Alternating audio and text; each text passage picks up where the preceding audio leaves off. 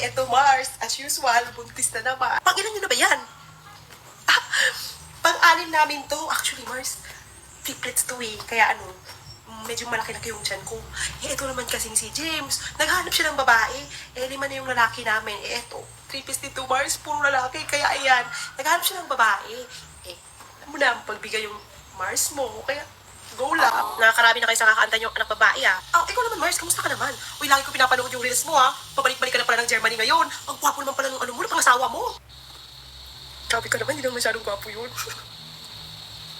At saka Mars, dapat magkaanak ka sa kanya. Ang gwapo-gwapo pa naman ang partner mo eh. Kapag magkakaanak kayo, naku, paniguradong ang ganda-ganda ng mga lahi ninyong dalawa, Mars. Wala Mars, naparito ako para tanungin sana yung hinar mo sa akin nung isang taon nakalipas. Medyo matagal-tagal na kasi, baka naman meron ka dyan. Naku Mars, wala pa akong may babayad ngayon. Alam mo naman, mga anak na ako soon.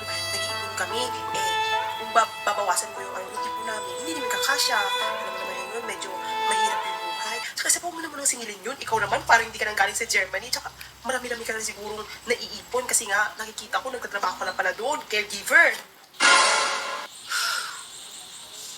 Eh, ano pa nga pang magagawa ko? Wala nga.